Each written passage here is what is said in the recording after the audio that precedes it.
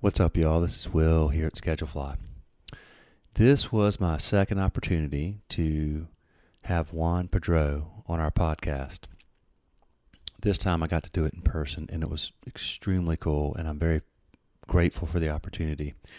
Juan is the founder and CEO of the Culinary Creative Group in Denver. Check out their website. Write this down or bookmark it, theculinarycreative.com. He and his team have built a hell of a business, and there's more to say than I can do in this intro, and we'll leave it to the episode itself. But I want to point something out about Juan that I find just truly awesome. I'm going to read something from his bio on their website, and then comment on that. So one of the things it says is he has a passion for creating jobs, investing in people, developing his staff, and building businesses that truly impact communities. Now, you would probably find similar language on a lot of restaurant websites, on a lot of business websites, business leader websites, and every time you find it, they mean it, and that's their intent, and that's what they strive to do. Juan does it as well or better than anybody I've come across, truly. He, for example, this dude, I don't know how he gets all the energy that he has and how he's able to do all that he does. He simply just works tirelessly. I mean, truly. And when he gets behind a cause or cares about something, it's not going to get done half-assed. It's going to be done with vigor and intention and done very, very well. So a couple of quick examples, and we talk about a lot of this during the podcast, but when Hurricane Maria hit Puerto Rico in 2017, I believe it was, he goes and organizes a group to work with Dr. Allison Thompson of Third Wave Volunteers, and they send literally tens of millions of pounds of food down there. He went down there, of course, and spent time there. But they had tens of millions of pounds of food sent down there. They raised hundreds of thousands of dollars. They performed, I don't know what it was, 400 or 500 evacuations, or maybe even more than that. I mean, just full on. Got dialed in and got helping, truly helping, doing the work, not just talking about the importance of the work. And that's what I find really admirable about Juan, is just this dude doesn't just say things, he does things, and he does them really well. So there was all kinds of stuff they did during COVID with vaccine clinics and a commissary at one of their restaurants for their employees and hospitality workers. I mean, the list goes on. So we get into that during the episode, and you'll see the intent and intensity with which Juan addresses these subjects. Sharp dude, amazing dude, thoughtful dude, caring dude, and he leaves an impression. I'll say that. So I got to hang out at one of the Culinary Creative's two Mr. Oso locations in Denver. Got there early, flew in one day, went there, ate lunch. Amazing lunch. In fact, I ordered 2 plates. I hadn't eaten that day, and it was around 2 or 3 o'clock. And I ordered some beef and cheese tacos, and I don't remember what they were called on the menu, but they were phenomenal. So I ordered another order, and they were great. Dude, I was sitting up at the bar. The guy hanging out there, tending bar, was extraordinarily hospitable. The GM, the whole team. The whole experience was great from a restaurant perspective. It was awesome. And this place kills it, and I could tell why. But again, it's not just what's happening in the restaurants. It's what Juan is leveraging those restaurants and his team and his skills and his energy and his dollars to do in the Denver community and then Puerto Rico and other communities. So anyway, check this episode out. First, from our sponsors. Schedulefly is our company. We're super proud of this company. We've been doing this for 15 years, since 2007. And it is a company that provides very simple, clean, crisp, intuitive, easy, employee scheduling software to hospitality businesses, independent restaurants, bars, breweries, distilleries, coffee shops, ice cream shops, boutique hotels. If scheduling and communication is not very easy, if it's not an afterthought for you, give us a look. And that may be that you're on Excel or pencil and paper, or you text a picture of the schedule and or take a picture of the schedule and text it to your team, or it goes out via email, and then the fun ensues when all the schedule changes start happening. You're trying to deal with all that. We eliminate all that headache. Or if you're on some scheduling software that you're paying hundreds of dollars for, and it's got be all things to all people, has all these bells and whistles that you don't need, give us a look. Here's our business foundation: simple software, legendary customer service. That's it, period. We have a simple monthly pricing structure. There's no contracts. There's no setup fees. There's no cancellation fee. There's no other fees. That's it. There's no tiers of levels of if you pay this, you get this, but if you pay a little bit more, you get this. It's just a clean, flat price based on the size of your staff. Easy peasy. Schedulefly.com. 30-day free trial. My personal cell phone number is right there on the trial sign-up page. So if you have any questions, call me, text me. I'll get back to you. And any interaction you have with anybody on our team is going to be excellent and authentic and quick and helpful. And I can assure you that that's our whole business. Okay, so Flip is our other sponsor. Flip is a company we're extremely proud to have a partnership with. We know the folks that started Flip, and by the way, Flip is FLYP. You can find them at flipmoney.com, FLYP, flipmoney.com, or find them in the App Store. Here's Flip. Okay, so this is a very simple, rewards-based online banking platform. Right now, checking account and a debit card, more products coming soon, but let me tell you why. Don't even worry about other stuff. I want to tell you about particularly the debit card right now, because this is a rewards-based debit card, okay? Credit cards always have rewards.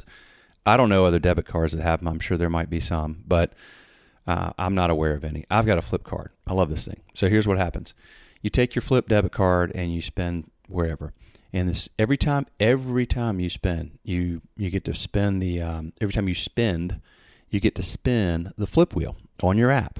So it's like a little Wheel of Fortune type thing, right? You spin it and you can win cash back, or you can win Flip coins. For cash back, you can win up to 110%. And I didn't misspeak. You can win up to 110%. We, in fact, had a customer Schedulefly dude won 100% cash back recently. Another person that's a Schedulefly customer got 23% cash back.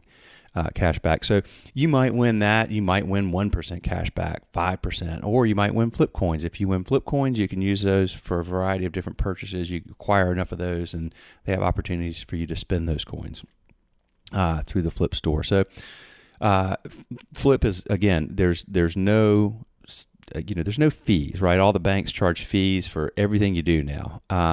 Or if you don't have enough money in there, they're going to charge a monthly maintenance fee.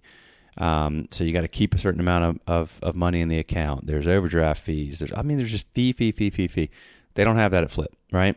You don't have a minimum balance. In fact, here's the cool thing about the relationship with Schedulefly is if you go sign up and get a Flip card, and when you're in the App Store, if you use the promo code Schedulefly, then all you got to do is spend $100 in your first month with your Flip card, and they're going to give you $20 back. Boom, easy. Just spend $100 in the first month. So you can have your direct deposit go to Flip or part of it, and they're going to take great care of you too. This is a big part of the reason that we were so excited to do this. It's very rare that we do partnerships. Over 15 years, we've barely done any, and haven't for a long, long time. But here's the thing. We know the guys that started Flip. They're great dudes. They've built a great team of people that care about their customers, and they're doing this for the right reasons. And we're super proud to be affiliated with them in this way. So check out Flip, check out Schedulefly, and check out this episode. Y'all have a good one. See you. All right. Well, we are live. Juan, thank you very much for taking the time to do this. Especially, you've been a little under the weather. Is that tea? That is tea and agave and lemon. Oh, nice. Yeah. Well, look, man. So you've, one of the things that you've just been so good at, in addition to building an incredible hospitality business, is you've been.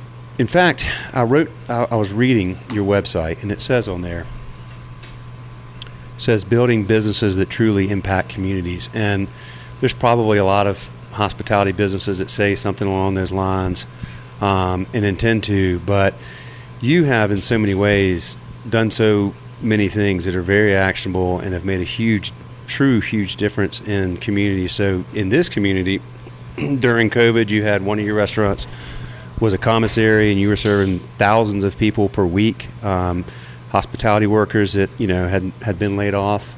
Well, thank you. You had a vaccine clinic for the Latino community. You all had over 10,000 vaccines that you distributed, and then the biggest and most impressive story was when Hurricane Maria hit Puerto Rico, which is where your family originated. You and a small group, if I understand correctly, over the course of time there, sent 14 million pounds of aid down there and evacuated 340 people. Is that?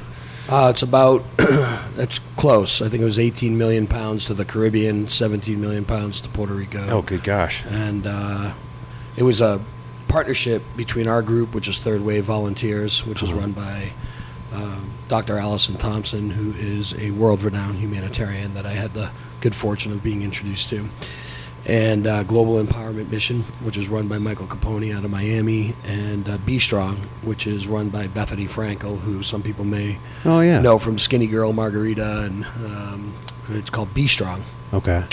Since that GEM, Global Empowerment, and Be Strong have sort of merged, and because they have very similar business models, and Third Wave has continued to do work all around the world, and really since 9/11, when Allison started Third Wave after the towers got hit, and she was working in New York. So she works in refugee camps all over the world, and is we're first responders now after hurricanes, earthquakes, things like that. We are in the Ukraine currently. I am not allowed to go because I'm not ex-military, but we have a bunch of ex-military that are on our team. We are removing special needs orphans from the Ukraine, so we're raising a lot of money to do that. And obviously, simultaneously, Puerto Rico got hit with another, nothing like Maria, but still a pretty significant storm in Florida also. So we're kind of stretched and working in all different areas and trying to help people the best we can. And during COVID, handed out over 1 million N95 masks.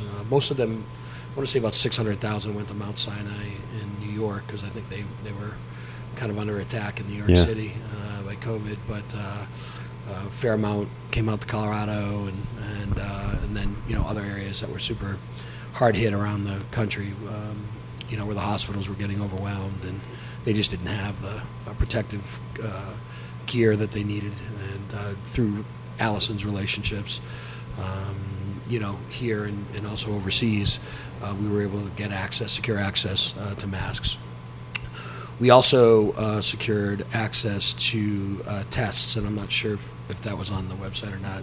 I'm not too good at putting all that stuff out there, but we started a testing clinic for the hospitality kids, so they could come get tested at cost and get back to work, because it was really putting a heavy weight on an industry that already was on its back. So instead of sitting out for 2 weeks, we wanted to get people tested, and those that could get back to work. So we did that out of Nurture, which is a well care facility, and we partnered with Dr. Eric Natkin from R2 Medical, and we had that thing going on and as well. So yeah, and then you mentioned the vaccine clinic. That was a partnership with some of the leaders in the Latino community. They reached out. I was able to get the Colorado Rapids MLS team involved, and we did it out at Dick's Sporting Goods, and the governor and the mayor and everybody was having a hard time getting the Latino population vaccinated, and there was a couple of reasons for that. Now, obviously number one is trust, And I think their approach probably, this is new for everybody, but they were kind of going through traditional news channels and kind of showing up in certain neighborhoods and saying, "Hey, come get tested," and that just wasn't going to work. And I think the second thing is that a lot of these people can't take work off, so there had to be some sort of incentive, to get them there. So soccer's a pretty damn good incentive, and your kids are a good incentive. So the Rapids really, stepped up, and we got the mascots out there, and we got we did it at Dick's Sporting Goods, and I think I don't know what the actual statistics were. They were very low.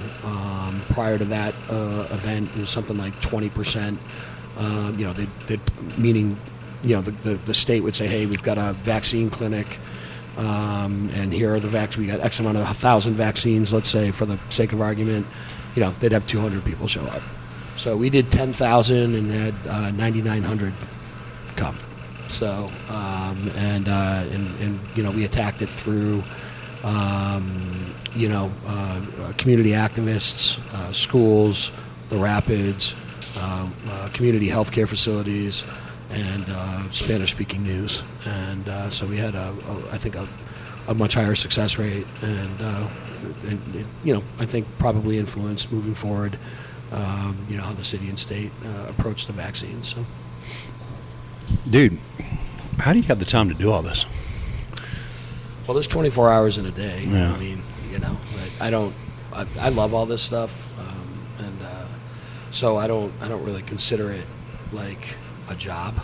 Well, I just consider it my life. So, I feel the same way about day-to-day hospitality and, the businesses. And, I think philanthropy, I think Dr. Thompson, she did a TEDx, and I think you can Google it. So, again, Dr. Allison Thompson, Third Wave Volunteers. And she said, leadership is being in the wrong place at the right time. Amen. That's fantastic. Wrong place, right time. Yeah. Allison, where is she now? Is she?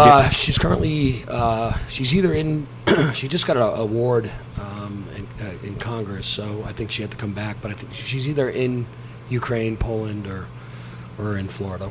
I'm not quite sure. I haven't talked to her in about a week. So. Okay. Yeah, but we just raised a bunch of money, for hurricane relief for Florida and Puerto Rico here at Sloan's Tap and Burger. And just sent her a big check to go out and bring solar lights. So the core of her thing was, when she first started Third Wave, was to bring solar light to like refugee camps and stuff. And after natural disasters, solar light's also important because the kids are scared and it's a safety issue. And right. And I don't know if you've ever considered or even thought about what island dark looks like, but being dark in Denver, Colorado, when there's city lights and, is different than being dark on an island when it's surrounded by ocean. Yeah, right. And it is dark. There's no ambient light at all. Oh, my God, man. It's an unbelievable thing. And I remember flying, we were the first responders, so we were one of the first planes down on that island, and that's a lush tropical island, and it was like tan. I mean, everything was just stripped off. I'd never seen anything like it in my life.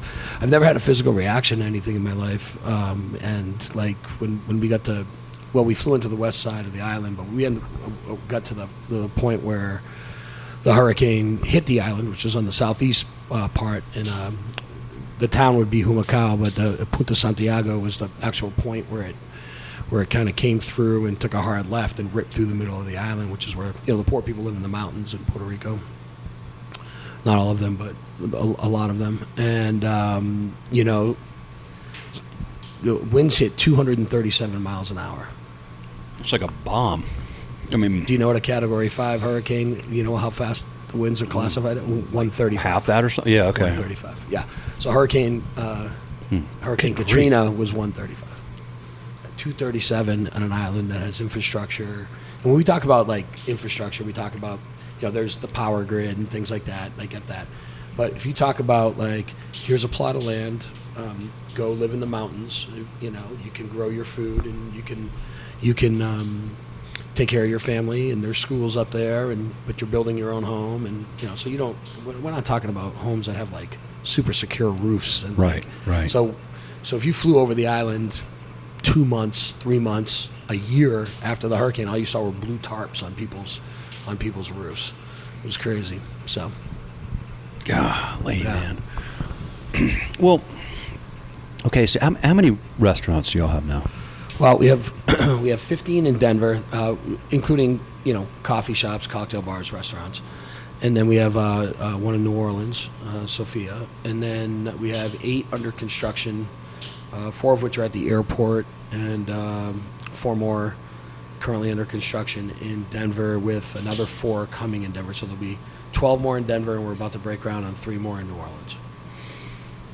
So, I don't know what that adds up to. Congratulations. That's a lot. Yeah, I can't. Yeah. What is hospitality all about for you? Because you're building a successful business, but you're spending a mass amount of time and energy helping the community, not just providing good food and a place to be welcome, but actively going out and helping these communities. What's at the core of all this for you? Probably activism to some degree. I would say, when I think of the opportunity that's presented to us in hospitality, we have a platform that not many other businesses have. Maybe it's equal or even greater than like a Hollywood star. People get very focused on like, Twitter and, social media and things like that. But if you think about like what really impacts people, it's like face-to-face conversation and face-to-face interaction.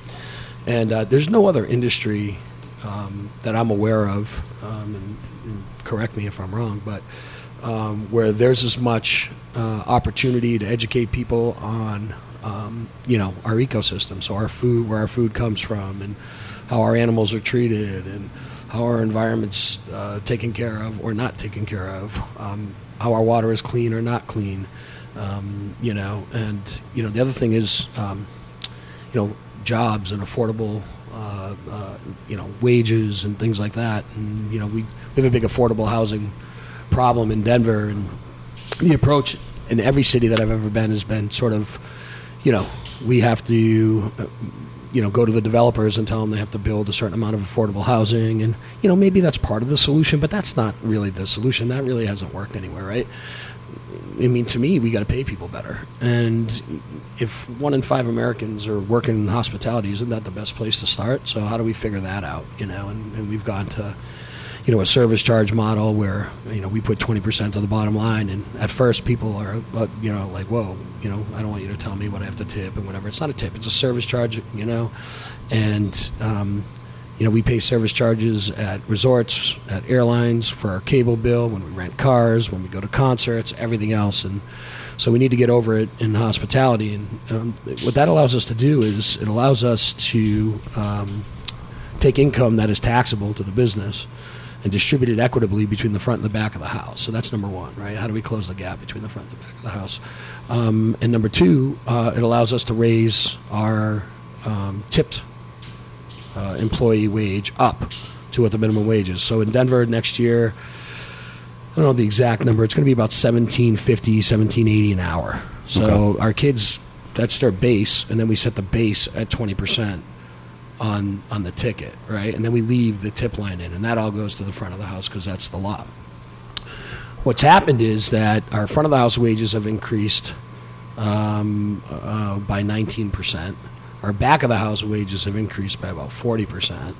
And we pay out about 80%, 80 to 85%, depending on the season, because Colorado can be a little bit seasonal. And we try to keep their income very consistent. And so we do that weekly, and then we hold the rest back, and we are able to bonus our management. So that the other big issue in hospitality is that we suppress our A talent, at the hourly level, because there's no incentive to take on more responsibility and get paid less, right? Right. So that doesn't happen in our organization, right? So now we're incentivizing our A players to continue to grow, and the people who love hospitality to be able to stay in hospitality and have a path forward, right? So, and what's happened is that, we don't have kids that work for us that are saying, I can't afford to live near where I work. They can pay the rent. And by the way, they don't even qualify for the workforce housing or low-income housing anymore. Well, Coy just told me that. The guy was, he said, yeah, I live like right in this neighborhood, like right around the corner. I was thinking he'd say I live, I don't know, whatever, 30 minutes away or whatever, and drive That's in. right. He can walk to work. That's right.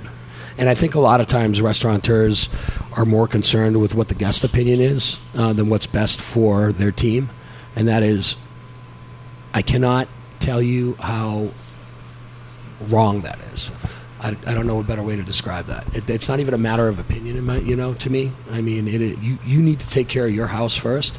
And when your house is taken care of, the guests are going to be taken care of in a way that they're going to feel like that's worth it.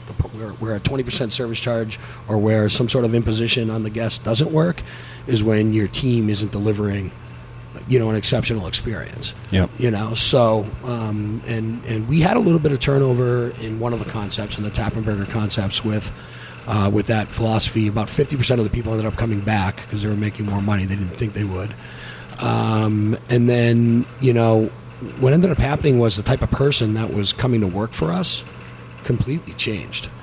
We went from having sort of the cool kid in the neighborhood that, all their friends kind of came in and were, maybe sometimes paid and sometimes paid a little less and sometimes maybe not, that type of stuff, to like professional hospitality people that were coming to a place because they believed in the mission and they wanted to grow and they wanted to move forward. And, our turnover has gone, it's under 50%. I mean, which in hospitality is crazy, and we have very little turnover in management, and we've lost one chef in 12 years. One chef in 12 years? Yeah. Wow.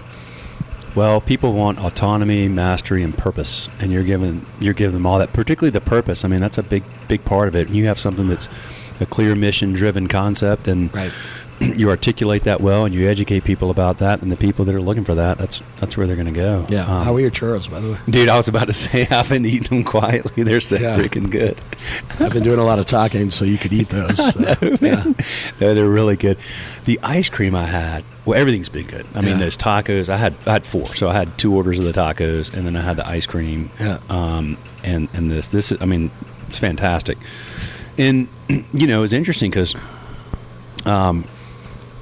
Coy and I had this great conversation. He's there working, but he's engaging, he's smart, he's intelligent, he's thoughtful, he's asking me about, that's part of that experience, and you get that from quality people that are able to, engage customers. And he didn't know what I was here for at first or anything like that, and he started kind of connecting the dots, and, but, and I was like, well, so your girlfriend's here, like, where do y'all live? And he's like, oh, just right around the corner. I was like, really? That's fantastic. Yeah, that's the case. Really with a lot of the kids that work for us. But the other thing that happened was probably about 6-8 months after we implemented this model, kids started coming up to us saying, "Hey, I just qualified for a mortgage." Tipped employees, right? Or I just qualified for a car loan. They'd never been able to do that before. Because it wasn't verifiable income. It went from, why am I paying so much taxes? Because you just went up a tax bracket, and by the way, yes, you're reporting your income, but now you're like legitimized and you have like a path forward, you have a career. And I'm not sure if we talked about this last time, but we had an opportunity to teach this model at Ross School of Business at the University of Michigan. And the dean of the school was introduced to us through the Aspen Institute. And reached out because every business school in America is trying to figure out how to make $20 an hour the floor, right? You think about that for a second, right? Yeah. Right? How do we make $28 an hour the floor in America? And we've been doing that for years. I mean, I think our lowest paid person in the restaurants is like $23 an hour as a dishwasher to start there, and they go all the way up to 60, 65 an hour depending on where they are, but everybody's sort of in the middle there, and mostly in the middle. But they were kind of shocked by the success that we've had with this model, and they adopted it, and it's part of the curriculum in the innovation and equitable business track at Ross School of Business, which is a top 10 business school in America. That's fantastic. So yeah. I heard the other day, and then I heard it again through a different source, that there's a significant percent of restaurants that are behind on rent for the last 2 months across the U.S. Yep. Have you heard that? Yeah, I mean, I still think people aren't fully paying their rent from COVID. So COVID, everything was shut down, and then there was stimulus money and all this kind of stuff. I'm curious, man. Like, I mean, this is from the outside in for me. Anecdotally, it seems like for the last, decade leading up to COVID, there were just so many restaurants all over the place. So many restaurants opening. So much, the economy seemed fueled by debt in a lot of ways, and I just wonder. I mean, if people are starting to get behind on rent, like I'm curious what the next few years are going to be like. A couple of years, whatever. I mean, if the economy turns the wrong way, it's tough for restaurants, and maybe that's necessary for the industry overall. I mean, the better operators wind up surviving and picking up, spots that others have vacated. I don't know, but it's there's a lot of things that you're talking about there. So if we kind of distill it down a little bit, right? First of all, income's up, 15%. Savings accounts are up 8% in America. Okay, that's very unique to the situation, to the type of economic situation that we're in, right? Right. And that's from the CEO of Bank of America, who I was on his. He did a panel through the Aspen Institute, and I happen to have an opportunity to listen to it. So there's still money out there to be spent, and I don't see spending really slowing down. I saw Bobby Flay this morning on CNN, and what he was saying, I just haven't seen. What was he saying? He was saying that people who are coming in spending $80 on a bottle of wine might now be spending $40 on a bottle of wine. We've seen the opposite in our stores. I don't know where the young kids are. I have a theory where the young kids are getting their money, but I don't. There's no way to really account for the gig economy, Yeah. And so a lot of these numbers are just way off. The fact that an Uber driver can go out and make $40-$50 an hour when they want, and go spend it, at a bar or restaurant. I mean, look, I just read the National Restaurant Association said 58% of families on a daily basis are feeding their families through restaurants. I mean, that's an astonishing number. 58%. 58%. Good grief. So, people are still spending money at restaurants, and so I think that, are they going to spend a little bit less? I don't know. I don't know if they're going to spend less at a restaurant, or they're going to choose to go to get tacos and burgers instead of steaks 3 times a week. I don't know the answer to that. But what I can say is that unemployment's at 3.5%.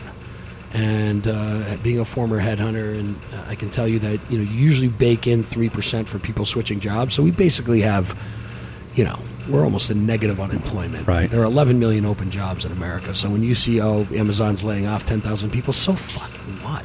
Yeah. There's 11 million jobs. 11 million jobs. A lot of those aren't there? A lot of those they're technical jobs or blue collar jobs or things that we haven't really. Tech and real estate are going to get hit a little harder, and tech's going to get hit hard because of the stock, because of fear in the stock market. But yeah. In real estate, frankly, needs a 30% correction. I mean, it's it's so overinflated. Yeah. Maybe people spend a little bit less over the holidays. Maybe they don't. But people have a lot more money than I think historically during a downturn they've had. We just printed, I don't know how many trillions of dollars during COVID and basically handed it out. Yeah, it was $9 trillion. So there's that. Again, the gig economy, whether it's Uber or, I just read that the third busiest website in the world now is OnlyFans. And people are making money on OnlyFans. And third busiest? Yeah. Oh, my God. So, they make money. There's just so many different ways to make money that aren't accounted for. And it's really, really, really a stunning thing. And we see it more in hospitality than they would see it in tech, or they would see it in real estate and stuff like that, because, it's younger generation, and this is where they're spending their money. But I just told you that a 52-seat restaurant that's 1,600 square feet that has a $30 ticket, which I think in any economy is perfectly fine, is going to do $3.6 million in sales this year. That's almost 500. That's almost 500 people. That's almost 10 turns a day. Yeah. And this is not a densely populated area. People are coming here. Yeah. So I don't know. I'm just not seeing the same thing Bobby Flay is seeing. I'm not seeing the same thing that, some of these national guys are saying. And also I know we just went through, a political cycle where, obviously we use fear as a motivator in America. And, no surprise, the day after the election, the day after voting closed, interest rates dropped, inflation seems to be loosening up. Our food supply is definitely evened out. We haven't had problems getting any product or anything like that in probably 6 months. Good. So I'm not saying that we're not going to go into a downturn. Yeah. I'm just saying this is just very different than anything we've ever seen before, and I don't know if anybody really is qualified to predict what's going to happen. And I only know what my eyes tell me, and our businesses in August. For the year, we were averaging about $537,000 a week in sales as a company. We opened one restaurant, Second Mr. Rosso in the Washington Park neighborhood in Denver. And since the beginning of September, we've been averaging $767,000. That's $230,000 a week more in sales. That's like 40-something% more. Right, with one restaurant that does $60,000 a week open. So that's an astonishing number, and I don't have any explanation for that, other than people have money. First of all, congrats. Yeah. Okay, so you've got this concept here. This seems like one that you could take, and you replicated it once there. But I mean, is this a concept you like? Do you want to continuing to grow specific concepts, or do you want to? Yeah. So part of we talked a little bit about the service charge model, but we also restructured our entire company. And we restructured into verticals, so similar to like a tech company would structure. And so we have an Americana vertical, we have a Latin division, we've got a cocktail division, a coffee division. And what that does is it gives our cocktail creators and our creatives of any sort, back of the house, front of the house, coffee, whatever, a path forward to continue to grow in the business. And it's been a great recruiting tool for us. The specialty division is where our one-offs live, and that's sort of our incubator, and that's the core of who we are. So you go and you work under, if you're a chef, you work under Max, who's our culinary partner. And if you conceptualize something that we're going to invest in, it would move into the vertical, or if it's not, Latin or Americana or coffee or cocktail, would leave it in specialty until there was multiple, maybe it's Asian, maybe it's, Caribbean, whatever. And, so I think I lost my train of thought for a second. You're going to have to get me back on track here. Well, first of all, I love the vertical model. I haven't heard of that before, and I'm not to say that nobody else is doing that, but I think that's a phenomenal model. I want to ask you about coffee, but if you go, coffee's a whole different business, and we learned that certainly the hard way when we acquired Aviano over in Cherry Creek.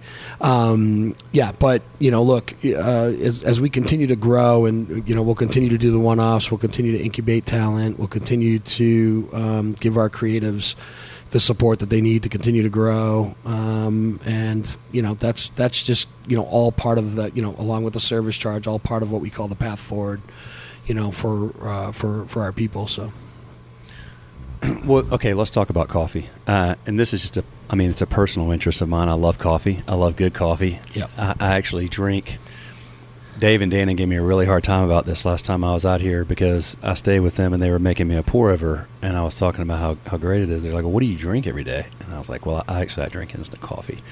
I take instant coffee grounds and I heat up a pot of water and I pour it on the instant coffee grounds, and that's what I have every day. For the purpose that I like good coffee so much that if that's my like little daily routine just to get going, whatever, like I'm tired, I'm getting the kids to school. Yeah. When I actually go to a coffee shop and have like good coffee, it's like freaking monumentally good. Like, I noticed the difference in a big way. But one of the things, I mean, I just, Starbucks has its place. Mm-hmm. It's great. I don't get it. I don't get why people wait and, especially where we are in the Southeast, you sit in a car 30 cars deep to get a coffee drink. And I'm always looking for like somebody else to go around and have a good coffee concept that's not just that. Right. And but I haven't seen it. Well, there's, Dutch Brothers out there, and there's other good. So Starbucks, there's first wave coffee, second wave coffee, third wave coffee. They're telling me there's going to be a fourth wave coffee. I am not an expert by any means, but Starbucks is what's considered second wave coffee. Third wave coffee is like single origin, traceable, sustainable farming practices. Yep. So most of your local coffee shops are serving, third wave, ethically sourced and coffee. And, speed is the issue. Wow, right? okay. You go to a local coffee shop, you're going to wait a little longer than you go to a Starbucks, right? And in America, we want in, we want out, we want instant gratification. And as it pertains to coffee, you're usually on your way to work or on your way to drop your kids off to school or whatever, and you got to get it in and out. So as the technology gets better, and as look, there's two things that have to happen, right? The technology needs to improve, and it is, and the ego needs to drop. And I'm not quite sure that has happened yet in the third wave coffee world. Because, what do you mean? Well, I think, the idea that you're going to come in and every single person that's going to walk in the door wants this, sensory experience and, and it's going to, wants the, sort of Parisian cafe. It's going to take 7 minutes to get your coffee and it's going to be crafted perfectly and all that type of stuff. Right. Yeah. There's certainly, a romance to that, and I understand that, and I think that that's incredible, and I don't ever want that to go away. But I think there's also room for third wave to improve efficiencies and get coffee out a little bit quicker, and kind of get to the level that you're talking about, where you can go through a drive-through, or you could go to an industrial coffee cart, and then at the in the ground floor of your office space, and somebody's going to make you a great cup of coffee, and you're in and out of there in a couple minutes. Yeah. Okay. Gotcha. Yeah. Aviano is so you bought that? We bought half of it. Okay. Yeah. So we're partners with the original investors. The original founder of Aviano is still in the first two, but in nothing moving forward. Okay, but that's one of your verticals now. Coffee is one of our verticals. Okay, yeah, good deal. It's going into the air. We have two going into the airport, one in Terminal C, one in Terminal B at DIA. So I'm really affected by the, you just used the word romance about coffee, and it's a good word, I think, to describe how I feel about independent restaurants, places like this. There's something that just the romance of the idea of somebody hanging out their shingle and making good food and taking good care of people and knowing your name and being a place where you can go and take your family to mourn, to celebrate, to see friends you haven't seen, and just that is a wonderful thing to me. It's been around forever. Hospitality, has been, that the local pub, tavern, whatever. But there's also this. There's tons of technology coming into the restaurant space. Everything's about speed and efficiency, and that's also really good too. But I just always hope that there are awesome places that are run by awesome people, because I think the people part of this equation is so incredibly important. Like maybe McDonald's one day has like one person in there just like tending to the machines, and the machines do everything. Fine, great. The other side of that barbell to weigh that out has got to be, low tech in the sense of just people interactions, and that is something I don't think we're ever going to not need and not crave. Right. So it's interesting you bring that up. I've been in this discussion a lot, given that Colorado is going to have the highest minimum wage in the country next year, and it's just not sustainable for independent restaurants. And nobody's going to go out and say, hey, I want to pay somebody less. That's not what anybody's saying. But people don't understand how restaurants work.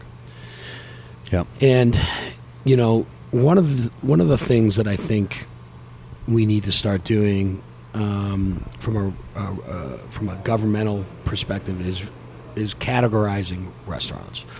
McDonald's and 11 Madison Park are not the same type of restaurant, Right.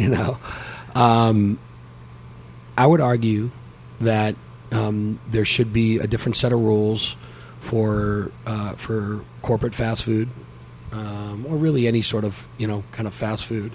And I think that these billion-dollar organizations should have to pay, livable wages, and I think that that's important. I think that when you get into the independents, I think there's a big difference between, look at our group alone. Tappin' Burgers, which are American Grill and, burgers, beers, stuff like that. That's a different type of business than A5, which is a refined, Japanese-leaning steakhouse. Yeah. And a Seigneur Bear, right? Which is like a Pan-Latin concept. It requires a different type of person in the kitchen. It requires a different level of commitment in the front of the house. I would argue that restaurants like that should be tax exempt. And I think that's how you offset the wage issue. And people are going to be like, well, why should a business that is profitable not pay taxes? And the answer is that most of those businesses, their average profit is between 3 and 5%, right? Yeah. And, when you, in Colorado, where you tie the minimum wage to the consumer price index and it's going to go up it's going to go up 10% or something like that next year, right? Yeah. So basically in the last 7 or 8 years, tip minimum wage has gone from $5 to $15 an hour here, right? What that does to the profit increase. of it. Yeah. If you're running a restaurant, which most restaurants again run between 3 and 5%, yeah, and you have that wage, you're out of business. There's no way of staying in business. You're done. Okay. There's just no way of staying in business. Okay. So, guys who are supporting local farmers, supporting local artisans, supporting local breweries and distillers, and are paying a little bit extra into the local economy, I believe should be tax exempt. I don't understand why an art gallery is tax exempt and Alex Seidel at Fruition is not tax exempt because he's an artist. Okay? Yep. He's absolutely an artist. And by the way, he's contributing to the local economy in an even greater way. And every dollar that stays in the local economy is worth a whole hell of a lot more than in the global economy. Okay? Amen, brother. And so, so we need to take that category and save them because right now they're at risk of going away, literally at risk of going away. I'm not it's not a threat. It's not anything like that. They are very much at risk of going away. Yeah. And if we lose them, whatever culture we have, in our cities, goes away. Goes away. I would agree with that. And, we are, Denver's in a really precarious position because Denver just basically got run over by developers and, a lot of whom are my friends. So I don't dislike development and growth. But there was no plan for how to continue to curate small business in some of these neighborhoods. And, you look at a neighborhood like Cherry Creek, right, which is one of the nicer neighborhoods not only in Colorado but probably in the country. It's got no soul. It's all chains. And, with the explosive growth that it's happened, people get blinded by instant gratification. Yeah. And if you're any student of history, that's not sustainable. And one of the reasons why the growth has occurred in that neighborhood is because people have moved from San Francisco and New York and Boston and LA, Chicago, cities that are rich in history and rich in culture, to that neighborhood, to Denver, Colorado, for a different lifestyle outside, COVID, whatever the reason is. They're not going to stand for that for very long. No. They're going to move back to those cities. Because they have the culture in there. They have that, right? And I find myself traveling. I've been to Mexico City 5 times this year. Mexico City is, I cannot even begin to tell you It is like literally leapfrogged every city in America in terms of culture and art and architecture and music and everything. With how many million people? 30. 30. Okay. Yeah. You know what's happened there in the last 15 years is astonishing.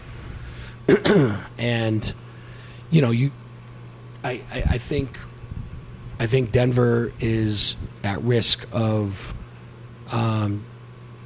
being a really nice average city forever. It can't be great without diversity, and it's already made it very difficult for any diversity. You know, if you squeeze the soul out of it, then you're in trouble.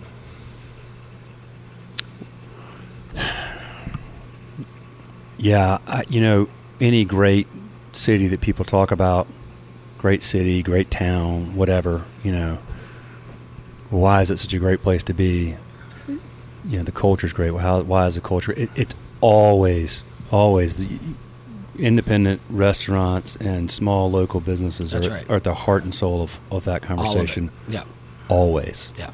There's you start peeling back the layers, it always comes to that. Right. In addition to the fact, I would add these. I won't. So these chains and some of these places that, you know,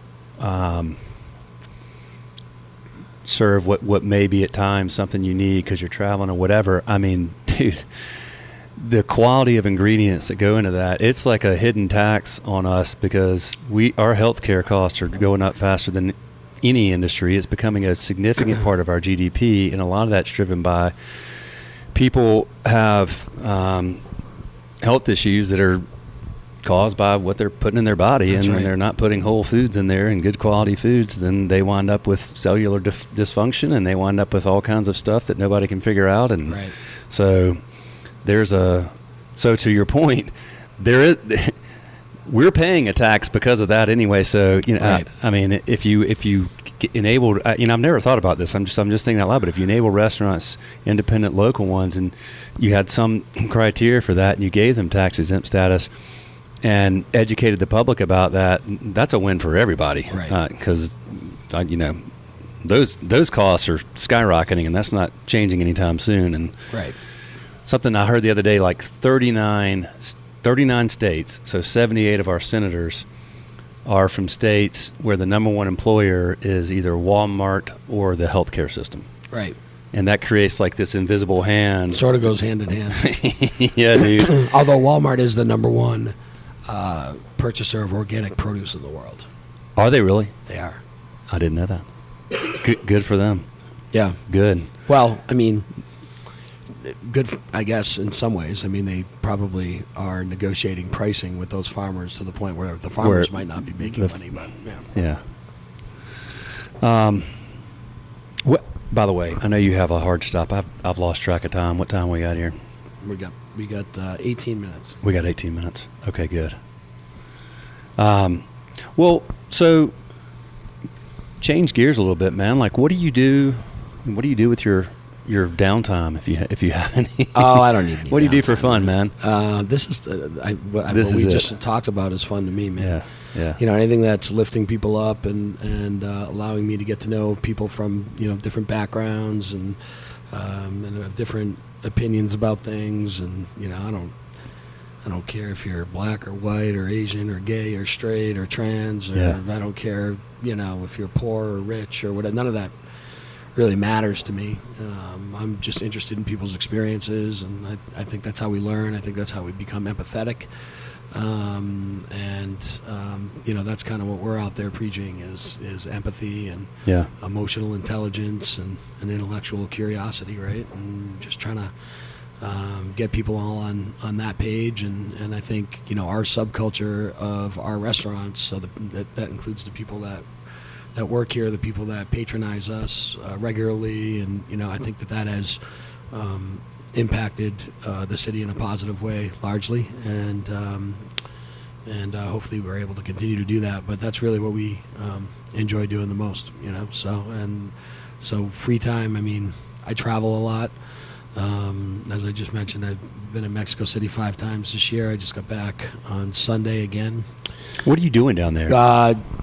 Listen, man, the culinary innovation the restaurant design. I'm just getting inspired, and I'm learning. Okay. Yeah. Yeah, we have so much to learn from Mexico. What's happened there? They're so far ahead of us. Like, what are they doing? What's different down there? How could we learn from them? Well, they have reciprocity in most countries in the world where their kids can go work on these visas for 6 months, and they go work in these incredible kitchens all over the world, whether it's high end like Noma or or Gordon Ramsay or Alain Ducasse or whatever, to a local restaurant in Madrid or whatever it is, but they're bouncing around, and they're getting really good skills, and the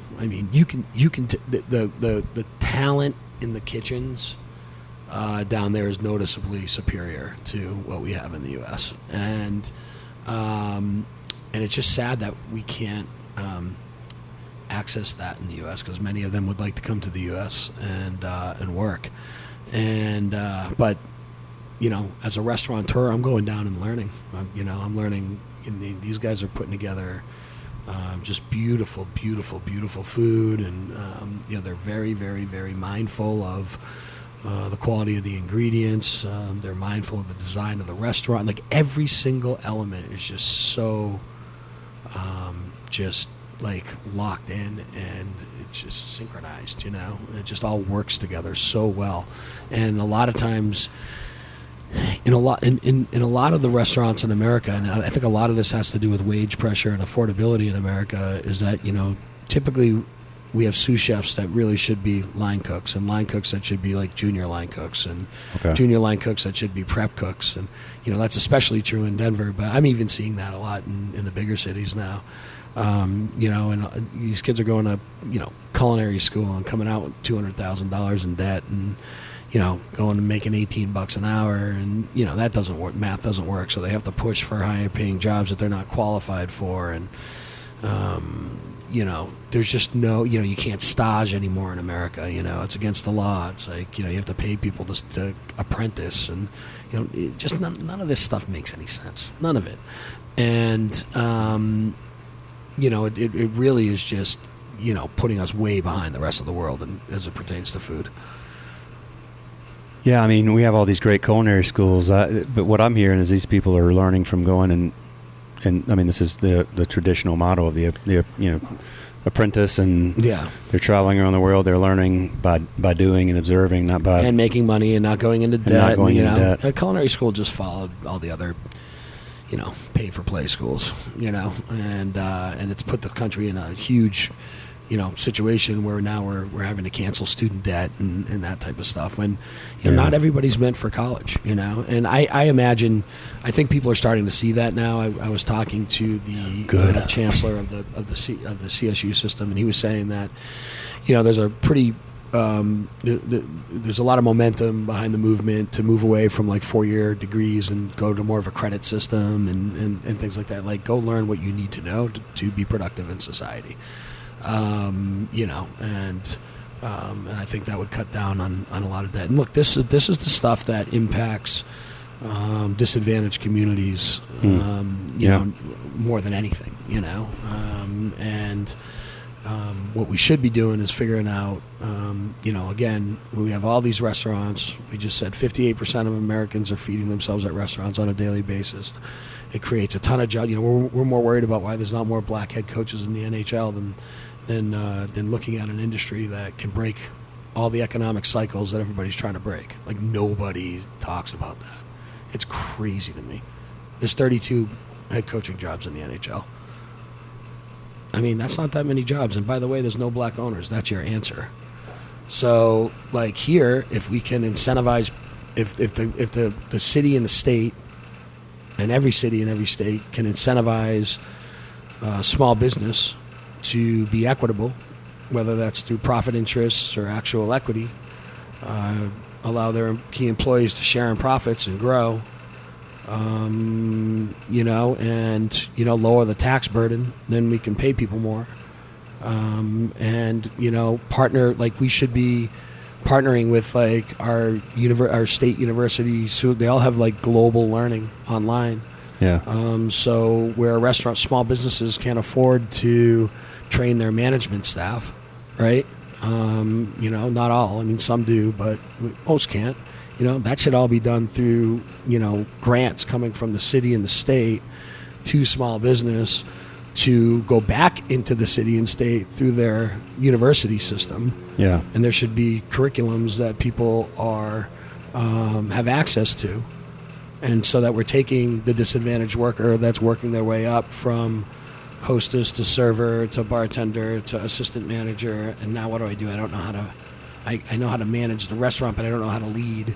Right. Where am I getting this training? Who's going to give it to me? Who has time? And now you're telling us that we have to pay them all this money to come in and train them. You can't do any workforce development now in Colorado. Can't afford it. So really we need our school system to get together with our government, to get together with our small businesses and put a plan together to continue to educate our workforce and continue to help them grow. And hopefully they either go and they open their own businesses, or they can find a business like ours that incubates and says, hey, if you conceptualize something, you're going to get equity. And we're going to provide all the services for you, all your back office support, recruiting, HR, marketing, social media, all that stuff. So you're just going to create. And we're going to give you buying power that, is that, Sam Fox has or that Chili's has or whatever. You're going to get economies of scale under our umbrella, So I was going to ask you, if you could wave your magic wand, what would you want to see happen? That was, that's it. How do we get there, though? Like, do you advocate a lot? Like, are you politically active? Or? Yeah, I'm politically active. Okay. Yeah. How do we get there? The independent restaurants are hard to organize because, by definition, everybody wants to do shit their own way. Yeah. But, again, it really just comes down to the ego. And I think, we need to figure out a way to get good representation. We had none during COVID, and look what happened. Yeah. And this is the industry that was hurt disproportionately. And so our ego hurt us. And as much as the National Restaurant Association says they help small business, they do not. They're for big business. Yep. And the local groups just didn't have the resources to help. And the Independent Restaurant Coalition was formed because of that. I didn't pay too close attention at first because I was like, these guys aren't going to get anything done. They got way more done than I thought, and they deserve a ton of credit. They do. But they, are nowhere near where they need to be. They don't have the funding. They don't have the resources. They don't have anything. They're relying on the fact that a senator wants to sit with a celebrity chef because that's a cool thing to do, to have a conversation, and nothing's getting done. We got to get serious about this shit. It's crazy. And so, again, everything comes down to investing in people. Yeah. If the government's role is to ensure, the well-being of its citizens in America, part of that is healthcare, and part of that is workforce development. And family support, So how do we figure those three things out and get people going? And we're a country of immigrants, again, these people come and they open small restaurants and they don't have access to traditional capital, and they don't have, they're basically, they're doomed from the start. Yeah. So the system's just really broken, and so there's a number of different, I think, things that I'd like to see, but I think people need to get very involved in their local politics. We learned that city council, probably plays a much larger role in our daily lives than the president does. Yes. So we need people to pay attention to who they vote in for city council. I personally, on an individual level, like the people on the Denver City Council very much, but I have. I don't know how to say this. I'll just be very blunt about it. Most of them have no fucking clue about our industry. Yeah. And it showed. And it's not that they're bad people, and it's not that they don't want to do the right thing. They're trying to do the right thing by their constituents. But, crushing business that gives their constituents jobs is not the answer. Yeah. So I think people need to figure that out. They need to get involved in local politics and get some people in there that really understand everything from social issues to business. We have to have some balance there. And I think we need to put some policy in place with some incentive for businesses to do the right thing, because there are a lot of shitty businesses out there that don't treat their people well. Yep. And those motherfuckers need to go away. So we can do a lot in hospitality. Restaurants in particular can do a lot, and I think that if we're focused a lot more on the restaurants, I think we'll see a lot of progress. Amen. Juan Padro, thank you, man. Appreciate you very much. This has been a lot of fun, and I really, I enjoyed talking to you before. Honored to have a chance to sit across the table with you, meet you in person, man. Thanks, man. My pleasure. Yeah, absolutely. Yeah, absolutely. Safe travels. Hopefully we see you soon. All right, man. That's a wrap, y'all.